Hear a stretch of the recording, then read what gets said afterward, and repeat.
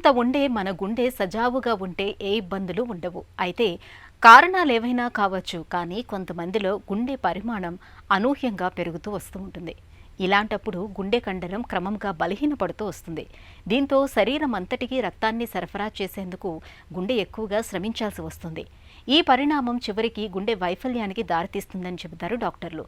వైద్య పరిభాషలో heart enlargement లేదా కార్డియోమయోపతిగా పిలిచే ఈ సమస్యకు కారణాలు, పరిష్కార మార్గాల గురించి ఇప్పుడు తెలుసుకుందాం. కార్డియోమయోపతి అంటే గుండె కండరానికి సంబంధించిన సమస్య అండి.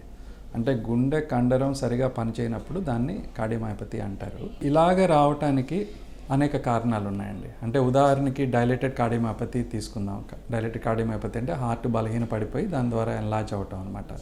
దీనిలో ఎక్కువ మందికి కొద్ది మందులు ఏంటంటే గుండె రక్త సరఫరాలో ఏదైనా పూడికలు ఉండి ఆ పూడికల వలన గుండెకి రక్త సరఫరా సరిగ్గా జరగక, లేదా ప్రీవియస్ హార్ట్ అటాక్స్ రావటం వలన హార్ట్కి డ్యామేజ్ జరిగి హార్ట్ బలహీన పడటం, అది ఒక కారణం అనండి. కానీ ఎక్కువ మందిలో ఇలాగ గుండె రక్త సరఫరాలో సమస్య లేకపోయినా కూడా కొద్ది మందిలో ఈ విధంగా జరగవచ్చు. అది కొంతమందికి జన్యుపరంగా, జెనెటిక్గా, వంశపారంపర్యంగా ఇలా గుండె బలహీన పడటం అనేది జరగవచ్చు.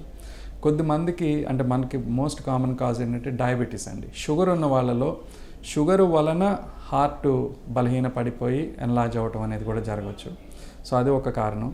అదేవిధంగా థైరాయిడ్ సమస్యలు ఉన్న వారిలో కూడా ఈ విధంగా జరిగే అవకాశం ఉంటుంది. మరి కొద్దిమందికి ఏదైనా వైరల్ ఇన్ఫెక్షన్స్ రావటం వలన కూడా ఇలా జరగవచ్చు. ఇంకా రెండో దానికి వస్తే అంటే హైపర్ట్రోఫిక్ కార్డియోమయోపతి చూసుకుంటే ఇది ఎక్కువ మందికి జన్యుపరంగా, వంశపారంపర్యంగా రావచ్చు. That's the most common cause అనమాట. Dilated cardiomyopathy or restrictive cardiomyopathy ఉన్న వారిలో ఏంటంటే మనకి నడిచినప్పుడు ఆయాసం రావటం, బాగా నీరసంగా అనిపించటం, కాళ్ళ వాపులు రావటం, ఒక్కొక్కసారి కళ్ళు తిరిగినట్లు అనిపించటం, బాగా దడగా అనిపించటం, ఇట్లాంటి లక్షణాలు ఎక్కువ కనిపిస్తుంటాయి. అదేవిధంగా హార్ట్లో ప్రెషర్స్ ఎక్కువ ఉండటం వల్ల ఊపిరితిత్తుల్లో కూడా కొంచెం నీరు రావటం, దానివల్ల ఆయాసం రావటం అనేది జరుగుతుంటుంది. వీళ్ళలో కొంతమందికి బీపీ కొంచెం డౌన్ అవటం వల్ల కళ్ళు తిరిగినట్లు అలా ఉండొచ్చు. అదేవిధంగా గుండె వేగంగా కొట్టుకోవటం, అపక్రమంగా కొట్టుకోవటం వలన హార్ట్లో పాల్పిటేషన్స్ అంటాం, దడగా అనిపించడం అనేది జరగవచ్చు. సో అన్ని రకాల కార్డియోమయోపతిలకి కూడా first line of treatment medical management అంటే మందులు అనేవి తప్పనిసరిగా లాంగ్ టర్మ్ అనేది వాడాల్సిన అవసరం ఉంది.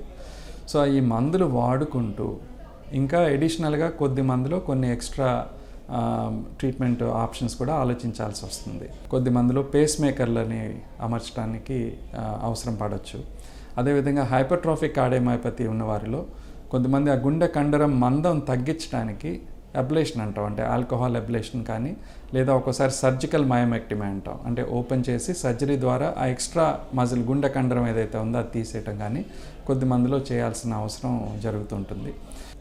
అసిస్ట్ డివైజెస్ అంటాం, అంటే హార్ట్ పంపింగ్ని సపోర్ట్ చేసుకోవడానికి అసిస్ట్ డివైజెస్ అనేవి వాడటం జరుగుతూ ఉంటుంది.